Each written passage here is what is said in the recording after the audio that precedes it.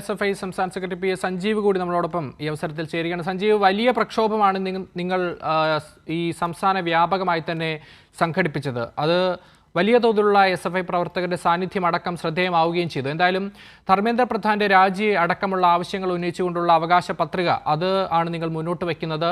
ഇനി ഈ അവകാശ പത്രികയിലൂന്നി രാജി അടക്കമുള്ള ആവശ്യങ്ങളിലൂന്നി തുടർ സമര പരിപാടികളുമായി മുന്നോട്ട് പോകാൻ തന്നെയാണോ SFIയുടെ തീരുമാനം?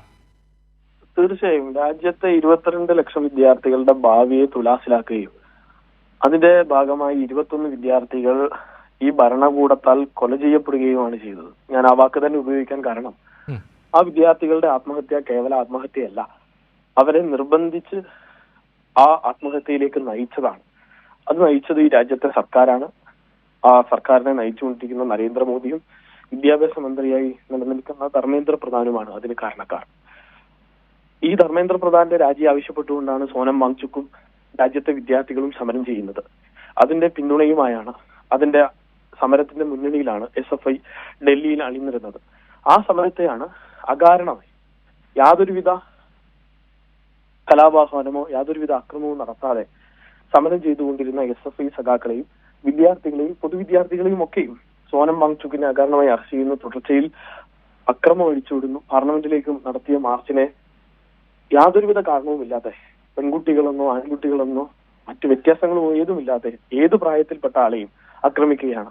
ഇന്ന് നിങ്ങൾ കേട്ടിട്ടുണ്ടാവും, ഇന്ന് കേരളത്തിലെ ആഭ്യന്തര വകുപ്പ് പോലീസിലൂടെ ഇന്ന് മുഴുവൻ സ്കൂളുകൾക്കും, ടൗണിലെ സ്കൂളുകൾക്ക്, തിരുവനന്തപുരം നഗരത്തിലെ സ്കൂളുകൾക്ക് കുട്ടികളെ സമരത്തിന് അയക്കരുത്, അയച്ചാൽ നിങ്ങൾക്കെതിരെ നടപടിയെടുക്കുമെന്ന് ആവശ്യപ്പെട്ടിരിക്കുകയാണ്.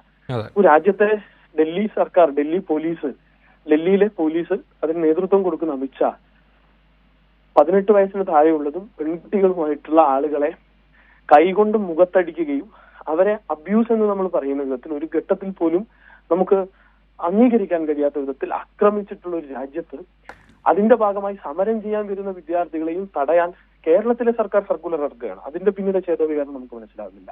രാജ്ഭവൻ ഇടപെട്ടു എന്നാണ് നമ്മൾ അറിഞ്ഞത്. ലോക്ഭവന്റെ ഭാഗമായി ഇടപെടൽ ഉണ്ടായി എന്നാണ് അറിഞ്ഞത്. എങ്ങനെയായാലും അങ്ങനെ ഒരു സർക്കുലർ സർക്കാരിന്റെ പിന്തുണയോടുകൂടി പോകാൻ പാടില്ലായിരുന്നു. ഈ സമരം ഞങ്ങൾ തുടരുമെന്ന് തന്നെയാണ് പറയാനുള്ളത്. അതിന്റെ ഭാഗമായി നാളെ സംസ്ഥാനത്തെ മുഴുവൻ വിദ്യാഭ്യാസ സ്ഥാപനങ്ങളിലും പഠിപ്പ് മുടക്ക് ആഹ്വാനം ചെയ്തതാണ്. അഖിലേന്ത്യാ ബന്ദാണ് CEC കോൾ ചെയ്തിരിക്കുന്നത്. SFI അഖിലേന്ത്യാ സെൻട്രൽ എക്സിക്യൂട്ടീവ് കമ്മിറ്റി. അത് കേരളത്തിൽ ഒരു വമ്പിച്ച വിജയമാക്കാനുള്ള ഇടപെടൽ ഉണ്ടാകും. മുഴുവൻ വിദ്യാർത്ഥികളോടും മാതാപിതാക്കളോടും ഞങ്ങൾ ഈ നിങ്ങളുടെ മാധ്യമ മുറിയിലൂടെ തന്നെ ഈ സമരത്തിന്റെ ഭാഗമാകാൻ അഭ്യർത്ഥിക്കുകയാണ്. തുടർച്ചയിൽ സംസ്ഥാനം ഒട്ടുക്കും സമര കേന്ദ്രങ്ങളാകുകയും അതോടൊപ്പം ഡൽഹി ചലോ സംസ്ഥാനത്ത് നിന്ന് റിലേ സമരത്തിനായി ഇവിടെ നിന്ന് 100 കണക്കിന് വിദ്യാർത്ഥികൾ ഡൽഹിയിലേക്ക് സമരത്തിനായി എത്തിച്ചേരും എന്നുള്ളതാണ്. ധർമ്മേന്ദ്ര പ്രധാൻ രാജിവെക്കും വരെയായിരിക്കും ഈ സമരത്തിന്റെ തുടർച്ചയുണ്ടാവുക. സഞ്ജീവ്, മറ്റൊരു പ്രധാനപ്പെട്ട കാര്യം ഞാൻ നേരത്തെ ഇവിടെ സൂചിപ്പിച്ചിരുന്നു. അതായത് നിങ്ങൾ തുടക്കം മുതൽ തന്നെ SFI സമര രംഗത്ത് സജീവമായിട്ടുണ്ട്. ദില്ലിയിലാണെങ്കിൽ CJPക്ക് തുടക്കം മുതൽ പരിപൂർണ്ണ പിന്തുണയുമായി SFI നേതാക്കൾ ആദർശം സജി അടക്കം രംഗത്തുണ്ട്. ഇവിടെ കേരളത്തിലാണെങ്കിലും നിങ്ങൾ സജീവമായിട്ടുണ്ട്. അപ്പോഴും ഉയരുന്ന പ്രധാനപ്പെട്ട ചോദ്യം, വിദ്യാർത്ഥികളെ ബാധിക്കുന്ന ഇത്തരം പ്രധാനപ്പെട്ട വിഷയങ്ങളിൽ വിദ്യാർത്ഥികളുടെ ജീവൻ ഈ രാജ്യത്ത് പൊലിഞ്ഞിട്ട് പോലും ഇപ്പോഴും അനങ്ങാതിരിക്കുന്ന, മൗനം തുടരുന്ന മറ്റ് പ്രതിപക്ഷ വിദ്യാർത്ഥി സംഘടനകളുണ്ട്. പ്രധാനമായിട്ടും KSUവും MSFും അടക്കമുള്ള സംഘടനകൾ. അങ്ങനെ ഒരു ചോദ്യം കൂടി ഈ അവസരത്തിൽ ഉയർന്നു വരികയാണ്. ഇതൊന്നും ഇവരെ ബാധിക്കുന്ന വിഷയമല്ലേ? അങ്ങനെയെങ്കിൽ എന്ത് വിദ്യാർത്ഥി പ്രസ്ഥാനമാണ് ഇവരൊക്കെ നയിക്കുന്നത് എന്ന ചോദ്യം കൂടി ഉയർന്നു വരുന്നു. വിദ്യാർത്ഥി പ്രസ്ഥാനത്തിന്റെ അടിസ്ഥാനപരമായ കടമ, ഉത്തരവാദിത്തം എന്ന് പറയുന്നത് വിദ്യാർത്ഥി വിഷയങ്ങൾ ഏതുമാകട്ടെ അതിൽ ഇടപെടുക എന്നുള്ളതാണ്. ഈ നീറ്റ് വിഷയം ലീക്ക് ചെയ്ത ആ ദിവസം അന്ന് ഞാൻ തിരുവനന്തപുരത്തുണ്ട് വ്യക്തിപരമായി. അന്ന് ആദ്യം ഞങ്ങൾ നടത്തുന്ന മാർച്ച് നമ്മുടെ AG's ഓഫീസിലേക്കുള്ള മാർച്ചാണ്. തുടർച്ചയായി കേരളത്തിലെമ്പാടും മാർച്ചുകൾ നടന്നു, സമരങ്ങൾ നടന്നു, ഏകദിന ഉപവാസങ്ങൾ നടന്നു, ക്യാമ്പസുകളിൽ സമരം നടന്നു, രാപ്പകൽ ധർണകൾ നടന്നു, കേന്ദ്ര സർക്കാർ ഓഫീസുകൾ മാർച്ച് നടന്നു, വലിയൊരു സമരം സ്കിപ്പ് ദ മീൽ എന്ന ക്യാമ്പയിൻ നടന്നു. ഇന്ന് കഴിഞ്ഞ ഈ പരീക്ഷ അട്ടിമറി നടന്ന നിമിഷം തൊട്ട് മുഴുവൻ കോച്ചിങ് സെന്ററുകളും കേന്ദ്രീകരിച്ച് ലഘുലേഖ വിതരണം സംഘടിപ്പിച്ചു. അങ്ങനെ സാർവത്രികമായി ഇതിലെ എല്ലാ വിഷയങ്ങളിലേക്കും നേരിട്ടിറങ്ങിയ പ്രസ്ഥാനമാണ് SFI.